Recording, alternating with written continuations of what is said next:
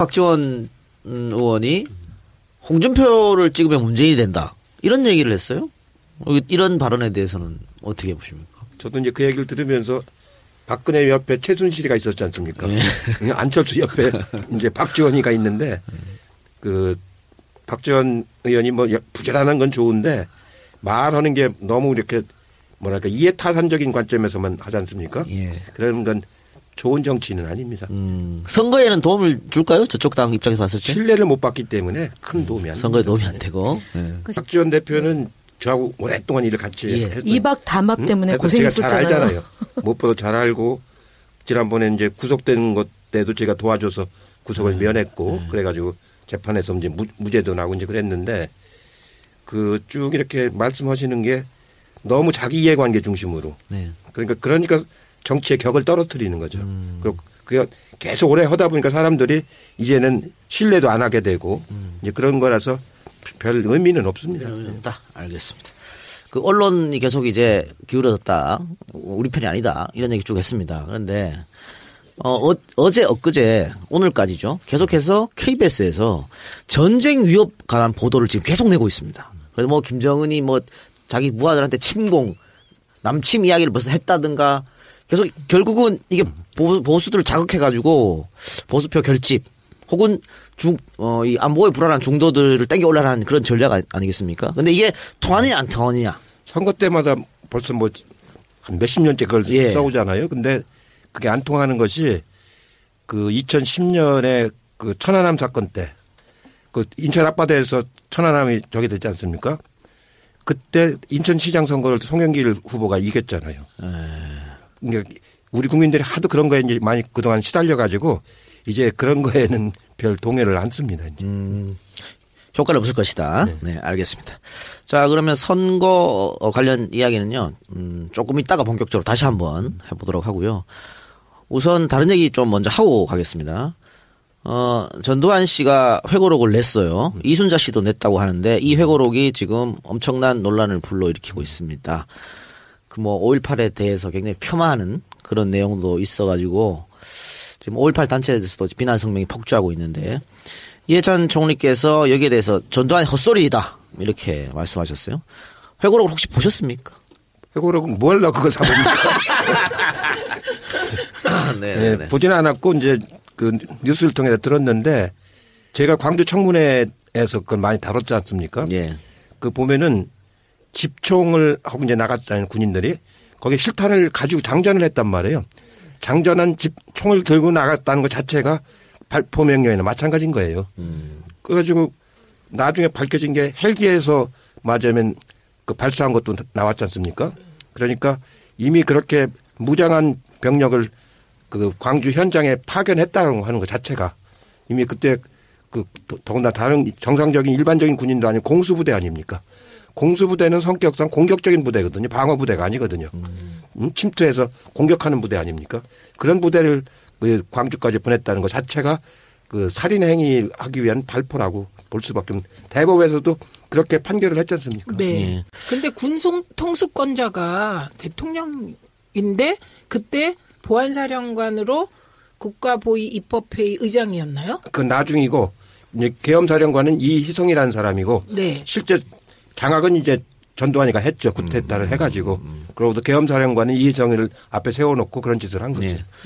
방금 말씀하신 대로 501이 청문회 5.18 청문회 직접 참여하셨는데 당시에 청문회 스타 4인방이라고 굉장히 유명했습니다. 네. 이인재, 노무현, 이해찬 이렇게. 이상수예요. 이상수예요. 그래요. 이상수로 바꿔줄게요. 그러면 예, 알았어요. 노동 삼총사고. 네. 자, 그랬는데 이거 공교롭게도 다 초선들 의원이었지 않습니까 당시에? 그때 13대 국회니까요. 예, 그랬었는데 이번에 이 국정농단 청문회 이거 후배들이 하는 거 보면서 조금 많은 생각이 있었을 것 같았습니다. 예, 이번에 하는 걸 보면서 그때보다 이제 훨씬 이 미디어가 많아졌지 않습니까? 그때는 방송 3사 그거밖에 없었으니까 그러니까 파급력이 아주 크고 더군다나 사안이 중대성이 있고 예, 대통령을 탄핵까지 가는 그런 사안이었지 않습니까? 그래서 열심히들 하시는 걸 보고 아 나도 한번 나갔으면 하는 했었죠. 선수가 너무 긴 게 한탄스러웠습니다. 그래서 솔직히 아유 왜 저렇게밖에 못하지라고 생각 조금 하셨죠. 아니에요. 잘들 하셨어요. 보면. 예, 아니, 근데 이제 예. 그 준비 기간이 좀 짧으니까 우리 때는 이제 준비 기간이 좀 많이 있었거든요. 그리고 제보가 우리 때는 굉장히 많이 들어왔습니다. 처음이라서. 근데 이번에는 그때만큼 제보는 많이 들어오는 것 언론이 같지는 먼저 한 것도 예. 있고 그다음에 예전에 이총리님 이제 청문회 할 때는 30분 발언 시간도 좀 길었고. 30분 하니까 이제 충분하게 증인들을 신문할 수 있는데 이거는 뭐 7분으로 네. 아니 그러니까 뭐 왜냐면 이제 네. 이 협상을 잘해야 되는데 7분짜리를 5번 하는 거하고 35분을 한 번 하는 거하고는 다른 거거든요. 그렇죠. 35분을 한 번에 하면은 충분히 이렇게 구도를 가지고 이제 해 나갈 수가 있는데 7분짜리 하다 보니까 쪼각쪼각 질문밖에 못 하게 되는 그렇죠. 거거든요. 예. 이어진 질문을 못 하게 되니까. 예. 진짜 좋을 것 같아요. 7분씩 4번 하지 않고 28분을 하면 한 번에 하면 그래서 네. 저희가 총님하고 제가 같은 상임위 안행위 할 때 그때 이제 경찰청에 이제 그 국정감사로 갔는데 그때 이제 김태환 위원장이 안행위 위원장이었어요. 그러니까 이제 총님한테는 그분이 굉장히 어려운 분이죠. 그러니까 그래서 총님이 나서서 이거는 집중 지지를 하자. 그래서 우리 당은 진선미 의원하고 저를 20분으로 해가지고 집중 질의해가지고 그때 국정원 댓글 여직원 사건을 그러니까 했죠. 같은 의원들끼리 네. 다 쓰려고 하지 말고 한 사람한테 양보했죠. 시간을 몰아줘가지고 집중적으로 하게 그렇게. 근데 그게 총리님이 계셔서 된 그러니까요. 거고 미방에서 이제 저한테 시간을 몰아주려고 몇 분이 몰아준다고 하니까 새누리당에서 뭐 안 새누리당에서 김태환 의원은 그 형님이 나하고 같이 정치를 했어요. 김윤환. 김윤환. 전두환 회고록 말고 이해찬 회고록. 수첩 이 수첩을 이제 쓰셔야 돼요. 그걸 바탕으로 해서. 기획 혹시. 회고록 쓸 나이는 아니고. 회고록은 이제 공직을 끝나고 공직을 끝내고 써야죠. 계획은 있으십니까? 그럼? 증언은 해야 되기 때문에. 그렇죠. 필요한 거니까. 역사적인 증언은 해야 되기 때문에 회고록은 기록을 해야죠. 총리님 민통년도 거기 들어가겠죠. 당연히 들어가죠. 저 꼭 넣어주세요. 네. 그때 말지에 말지에 그 네, 머리 긴 보도 지침. 네, 그것도 꼭 넣어주시고요. 알겠습니다. 자, 그럼 다시 대선 이야기 한번 나눠보도록 하겠습니다. 이총리께서 직접 얼마 전에 SNS에 그 지지자들 또 당원 동지들에게 당부의 글을 올렸어요. 그래서 굉장히 많이 화제가 됐었는데, 이렇게 SNS에 직접 글을 올린 이유는 무엇입니까? 서로 간에 좀 존중하자는 그런 예. 소리요. 예, 그때 이제 뭐 문자 폭탄이니 막 예. 거친 말투가 당내 경선 과정에서 막 나오고 그래가지고 아무래도 이제 그런 분위기를 좀 가라앉혀야 될 것 같아가지고 제가 이제 좀 당원들한테 호소하는 차원에서 글을 올렸었죠. 조금 짧게 소개해드리면 민주당 후보가 결정되면 누구와 싸워도 이길 수 있습니다. 이보다 더 좋은 기회는 없습니다. 이번에 정권교체를 못하면 민주당은 국민들로부터 파면당할 것입니다. 그러니까 도를 넘는 행위는 해서는 안 됩니다. 문자폭탄, 국민들 보기에 눈살을 찌푸리게 만드는 비방성 댓글은 자제합시다. 이렇게 후보와 캠프에 대한 비판은 자유롭게 하되 상대에 대한 존중과 민주당 동지임을 잊지 맙시다. 우리 스스로 잘못으로 국민들에게 실망을 드려서는 안 됩니다. 끝까지 정성을 다하는 모습을 보여야 국민들의 마음을 얻을 수 있습니다. 이렇게. 절실해서 그래요. 절실해서. 네. 그러니까 이번에 놓치면 안 되기 때문에. 그렇죠. 예. 예. 역사의 죄를 짓는 일일 것 같아요. 이번 놓치면 진짜로. 자, 총리님 예전에는 투표를 하면 거의 지역 투표로 많이 나왔지 않습니까? 동서로 갈라지기도 하고. 그런데 요즘은 지역 투표보다는 세대 투표 현상이 많이 일어나요. 젊은 사람은 진보, 나이 드신 분은 보수 이렇게 하는데 이번에 그 투표 연령층을 보면 60대 이상이 그렇게 많다면서요? 가장 많은. 많죠. 24%인가? 불리하지 않겠습니까? 그럼 민주당에게? 50대하고 60대 합쳐서 약 한 6% 정도 되니까 그 숫자가 많죠. 그리고 그 사람들이 그동안에는 투표 참여율이 높고 네. 젊은 사람들은 56%인데 40대까지가 그 참여율이 좀 낮고 이제 그랬는데 이번에는 거꾸로 작용하는 것 같아요. 젊은 사람들은 오히려 적극적인 투표 의사를 밝히고 있고 연세 드신 분들이 오히려 마음이 안 내키는 거예요. 지금 보수적인 사람들이 마음이 안 내켜서 아마 그렇죠. 그분들 투표율이 낮을 겁니다. 박근혜한테 실망하기도 했고 예. 마땅히 뭐 보수 후보가 보이지도 않고. 아니 가령 이제 홍준표 같은 사람한테 자기가 표 찍기가 창피하잖아요. 그러니까 안 하기가 쉽죠. 투표율이 높아지면은 야당이 유리하겠죠? 당연히 젊은 사람들이 많이 해서 높아지면은 야당이 유리하고 연세 든 분들이 해서 올라가면 여당이 유리한데 이번에는 큰 흐름이 다른 때하고 다른 게 뭐냐면은 광화문 그 촛불 광장이라고 하는 게 굉장히 큰 역사적 의미를 갖는 거잖아요. 우리가 시위 같은 걸 참 많이 했지만 네. 이렇게 감동적인 참여는 없었지 않습니까? 저도 뭐 시위에 관해서는 제가 시위 전문가 전문가라고 볼 수 있는데 이렇게 감동적으로 전개되리라고 예상을 안 했거든요. 그러고 지금 이렇게 그 후에 나타나는 현상들 보면 의원들한테 막 후원금을 막 보내잖아요. 네. 10,000원, 20,000원, 50,000원, 10,000원 이렇게 막 다수가 이렇게 보내거든요. 이렇게 후원금을 자발적으로 보내는 경우는 처음 봤어요. 근데 총리님 죄송한데 87년도에도 그 6월 광장에 열기가 뜨거웠는데 노태우가 35% 받아 당선됐지 않습니까? 그때는 분열됐으니까. 지금 네. 그럴 일 없을 지금은 것이다. 이제 어차피 보수 쪽에서는 당선이 안 되는 것이고 정권 교체냐 인물 교체냐 이걸 이제 선택하는 건데 정권 교체를 해야겠다는 의지가 더 훨씬 더 높을 강한 것이다. 거죠. 알겠습니다. 정권 교체 후 국정원 개혁은 어떻게 해야 될 것 같습니까? 해야죠. 그 국정원은 이제 수명이 다 했습니다. 실제로 국내 파트는 별로 하는 일이 없거든요. 돈만 쓰지. 해외 정보는 그런 대로 이제 국정원이 아니고서는 할 데가 없으니까 해외 정보 파트만 그 남겨놓고 국내 파트는 폐지. 이제 폐지를 해야죠. 그래가지고 국정원답게 만들어야죠. 그 국내 파트 폐지하고 또 하나가 뭐 수사권을 뺏어야 된다 이런 얘기도 있던데 거기에 대해서는 어떻게 보십니까? 거기 수사권은 이제 국가보안법에 대한 예. 수사권만 있습니다. 그건 당연히 그건 검찰로 넘겨야죠. 넘기고. 공안부가 또 그것 검찰에 때문에 있으니까. 그것 때문에 국정원이 맞으면 온갖 만행을 저지르는 그 근거가 되는 거거든요.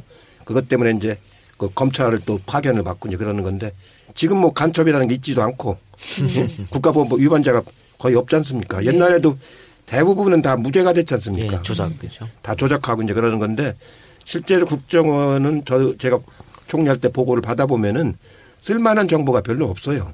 다 이제 어떻게 보면 어디서 얻은 정보지 자기들이 그 맞으면 생산한 정보가 아니거든요. 그래서 그 국내 파트는 이제 정리를 해야 된다고 봅니다. 예.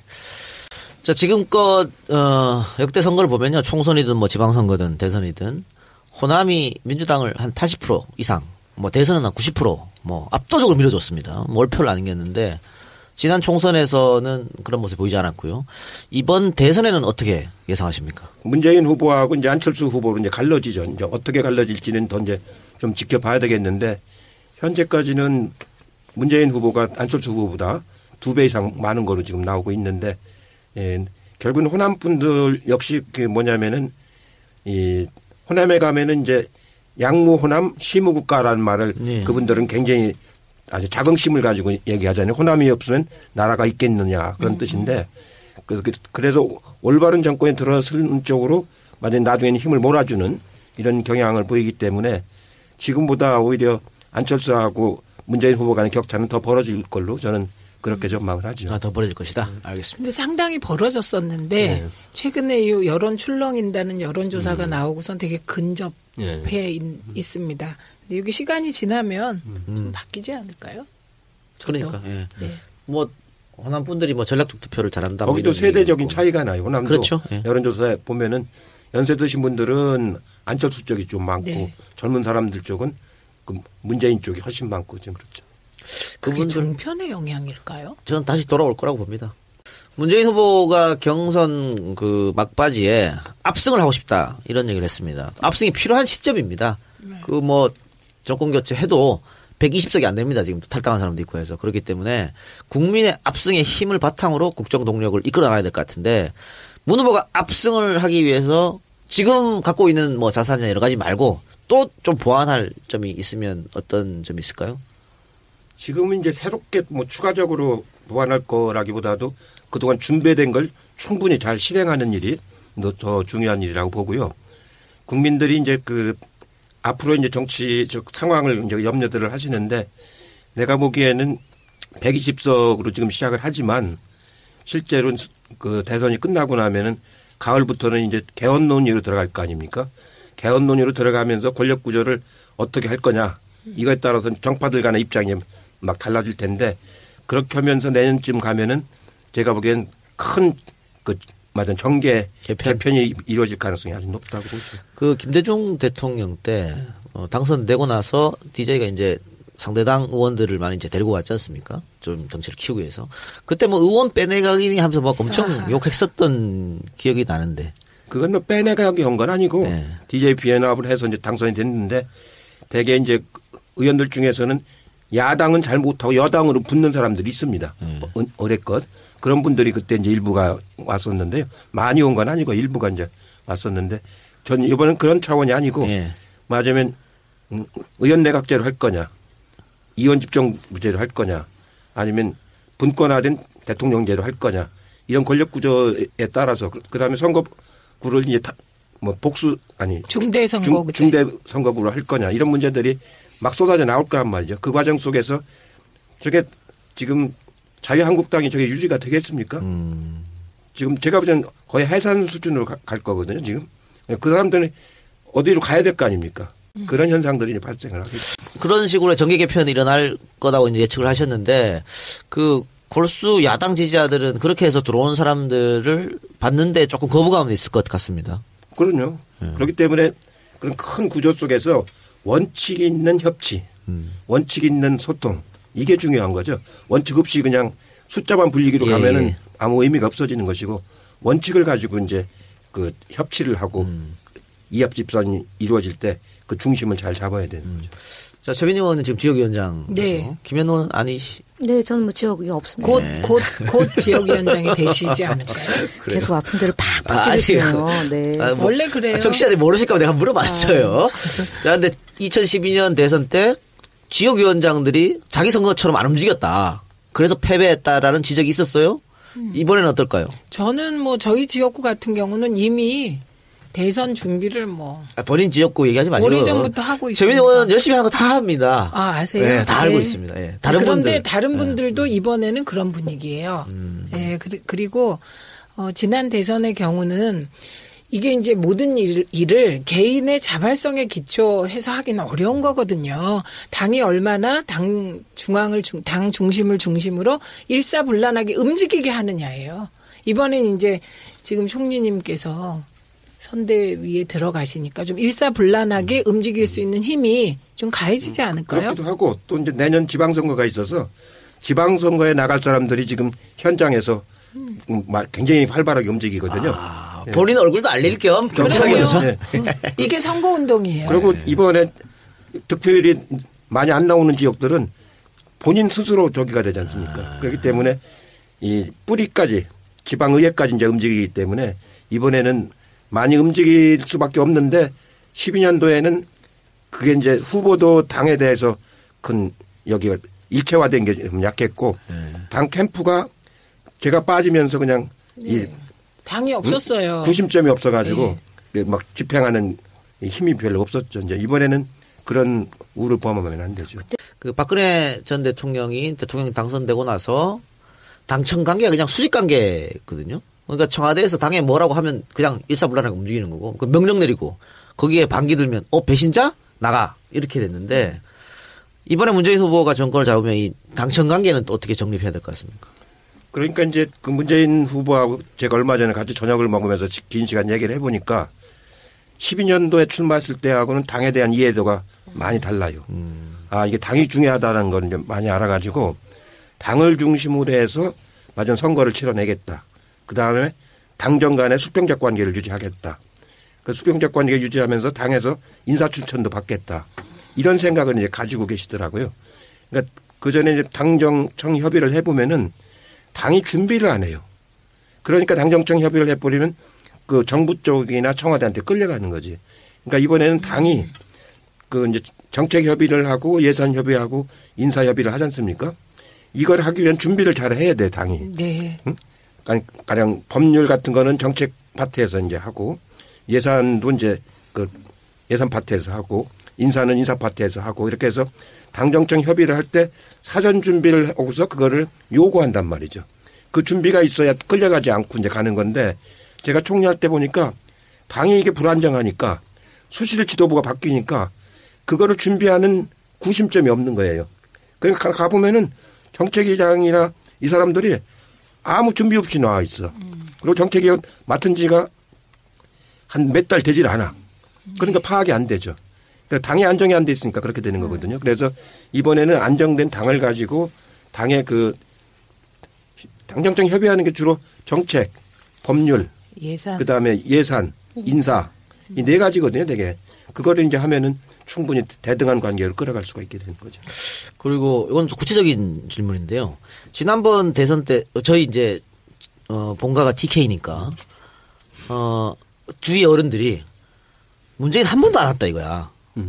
그런데 박근혜는 한 번 오고 또 당시에 그 이회창이 도왔잖아요. 이회창은 2번씩 오고 이랬는데 TK를 포기한 거야 왜 안 와? 뭐 이렇게 또 반발했었어요. 강원도도 그런 좀 있었죠. 있었어요. 그래서 이게 전략적으로 강원도나 TK는 가봐야 표시가 안 나니까 시간도 얼마 없고 다른 좀 충청이나 이렇게 경쟁하는 그쪽에 가는 게 맞는 건지 아니면 이쪽도 다 들려주는 게 그러니까 맞는 시간 건지. 배정을 잘 해야 되는데요. 네. 예의상은 한 번씩은 다 가는 게 예의죠. 기본 도리죠. 이제 시간상 물리적으로 안 되니까 못 가는 건데 가능한 250개 시군을 한 번쯤은 이제 가는 게 도리인데 이번에는 불가피하게 날짜가 며칠 없기 때문에 한 바퀴를 다 돌기는 어려울 것이고 그래도 거점이 되는 데들 이런 데들은 가능한 후보가 가셔야 됩니다. 그게 표가 있느냐 없느냐가 아니고 맞으면 후보가 유권자에게 하는 기본적인 이해죠. 도리입니다. 김대중 대통령 유세하실 때 보면은요. 각 지역의 군 단위 소재, 군의 읍 소재지 거기 장날을 잡아요.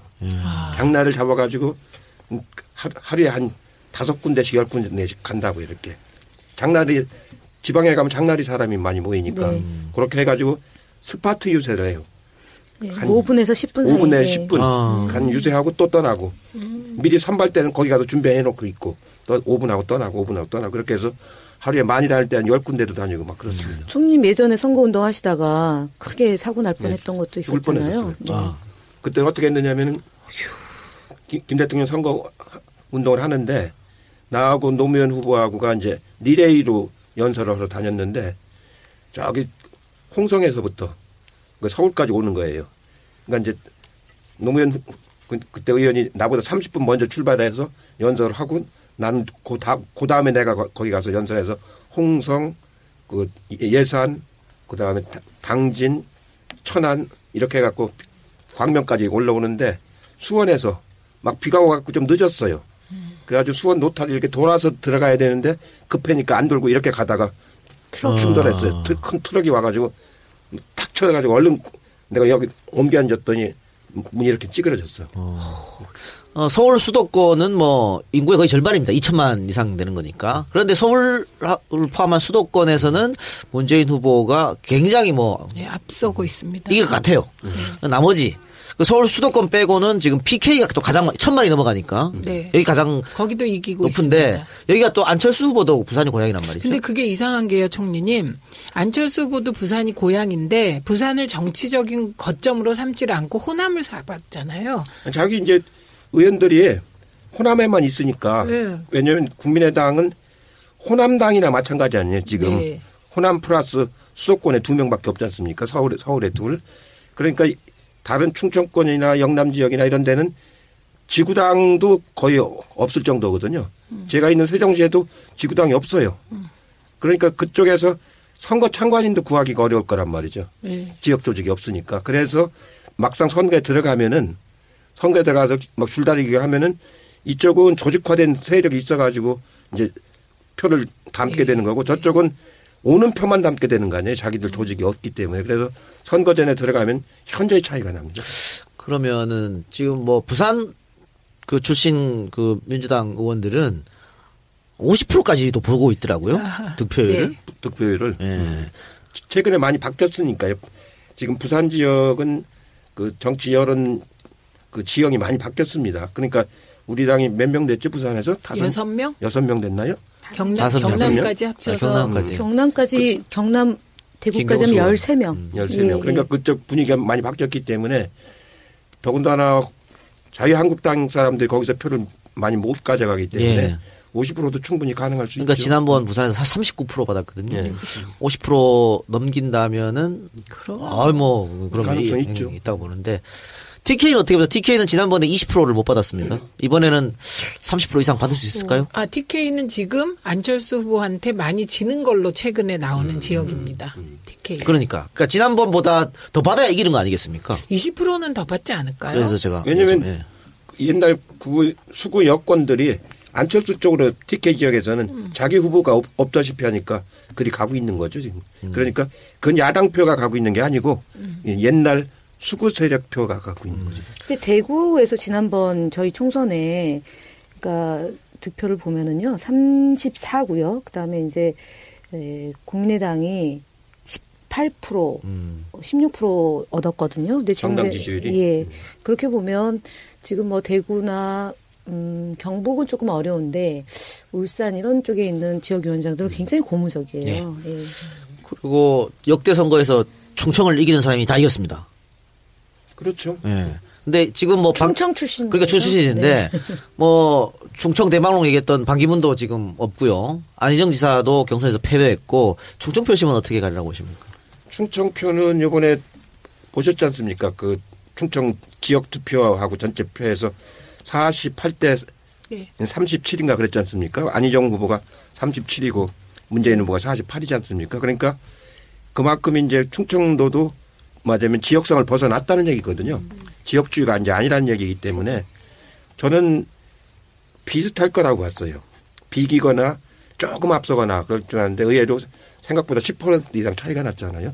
그렇기 때문에 이번 충청권에서는 제가 보기에는 그 표가 상당히 나올 거요. 상당히. 네, 상당히 나올 거요. 그리고 강원도는 뭐 북한하고 가까워서 그런지 몰라도 항상 민주당이 조금 불리한 결과가 났고. 경북하고 비슷했어요. 비슷했죠. 아니 근데 저희가 강릉 출신인데 그 집권하는 정당의 그 표가 나오는? 표가 높게 나와요. 그래서 있죠. 이제 2002년도 저희가 그 강원도가 가봤는데 지금 그 최문순 도지사가 지금 저희 더불어민주당 소속이잖아요. 그러니까 그 지역에서 이제 조금 불리한 거 말고 도 단위 선거나 큰판 선거는 불리할 게 없다? 불리하지 않을 거예요. 네. 근데 강원도의 연령대가 좀 높다 보니까 좀 걱정도 하는데 어쨌든 큰 판에서 불리할 게 없다고 보고. 네. 호남은 아까 얘기했고 제주도 하나 남았네요. 제주도는 역대 우리가 국회의원을 한 번도 놓쳐본 적이 없지 뺏긴 적이 않습니까? 없어요. 그 17대부터 지금까지 세 군데를 다 이겼지 않습니까? 그래서 그런데다가 4.3에 대한 그 응어리들이 많이 있거든요. 제주 분들이. 그런데 4.3 문제를 맞으면 처음으로 국민들에게 사과하고 문제를 해결하기 시작한 게 참여정부 국민의 정부 말 참여정부 때부터거든요. 그래서 추미애 대표하고 추미애 노무현 대표 대통령. 네. 그렇기 때문에 그거에 대한 그 뭐랄까 그 감사하는 마음 그런 게 많이 있습니다. 그런데 뭐 국회의원 선거는 다 이겼다고 하셨지만 지난번 대통령 선거는 박근혜가 이겼고 지난번 도지사 선거도 원희룡이 이겼단 말이죠. 도지사 선거는 우리 후보가 약차였죠. 아, 후보에 따라 이렇게 그리고 되겠습니다. 지금도 제주도가 안철수 후보가 강세예요. 예. 네. 하여튼 이렇게 지금 하나하나 이제 전국 팔도를 돌아다녔는데 질 일이 없을 것 같은데요. 알겠습니다. 예. 실제로 그 저희가 평민당 할 때 이렇게 경험을 해보면은요. 평민당이 영남 지역에 지구당이 없잖아요. 예. 네. 그러니까 선거 치러내기 참 힘들어요. 그러니까 조직도 안 되는 예, 것이고. 조직도 안 되고 특히 투표 참관인도 못 구하는 수가 있기 때문에요. 그 오늘인가요? 박지원 의원이 홍준표를 찍으면 문재인이 된다. 이런 얘기를 했어요. 이런 발언에 대해서는 어떻게 보십니까? 저도 이제 그 얘기를 들으면서 박근혜 옆에 최순실이가 있었지 않습니까?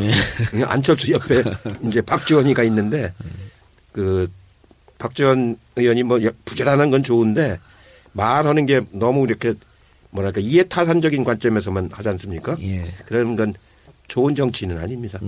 선거에는 도움을 줄까요? 저쪽 당 입장에서 봤을 때? 신뢰를 못 받기 때문에 큰 도움이 안 됩니다. 선거에 도움이 안 되고. 예. 박지원 대표는 저하고 오랫동안 일을 같이 했어요. 이박 담합 때문에 그래서 제가 고생했었잖아요. 잘 알잖아요.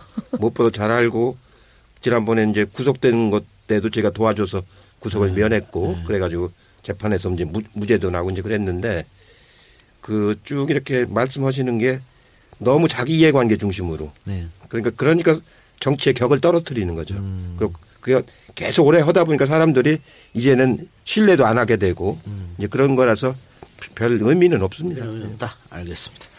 자, 그 문재인 후보가 압도적으로 이기고 싶다 했는데 그러면 뭐 최소한 과반은 넘는 득표를 받아야 될 것 같습니다. 지금 구도에서는 이제 5자 구도가 되느냐 뭐 3자 구도가 되느냐에 따라 다르긴 하겠지만 5자 구도에서 그 50을 넘기는 그건 쉽지 않다. 쉽지는 않아요. 알겠습니다. 왜냐하면 기본적으로 그 가져가는 표들이 있지 않습니까? 기본적으로 표가 있기 때문에 50%의 육박은 할 수 있을 텐데요. 그러니까 막 13대 14대 15대가 다자구도로 치러졌는데 30% 중반, 40% 초반, 40% 초반 이렇게 결정이 났으니까 그렇죠? 그러니까 한 이 정도? 40% 한 중반 후반. 저는 조금 될 것 같습니다. 가능성이 있다 50%? 50 한 1, 2까지 가능하다고 봅니다. 그렇게 되면 뭐 정말 압도적으로 승리라고 볼 수 있겠죠. 자 마지막으로 우리 저 승리를 애타게 염원하고 계시는 진짜로 나타났다 청취자들 또 민주당 지지자들 또 문재인 지지자들에게 하시고 싶은 말씀이 있으면 한마디 해주시기 바랍니다. 이번 선거는 정말 역사 앞에서 치르는 거라고 생각을 합니다. 예. 역사 앞에서 아주 국민들의 염원을 받아가지고 정권 교체를 해서 아까 말씀드린 그 재벌개혁, 정치개혁, 언론개혁, 사법개혁 이런 걸 다 해내는 아주 새로운 시대 7공화국을 여는 거기 때문에 뭐 최선을 다해서 해가지고 우리나라를 우리 스스로 이끌어간다 그러는 아주 자긍심을 가지고 이번 선거를 맞이했으면 좋겠습니다.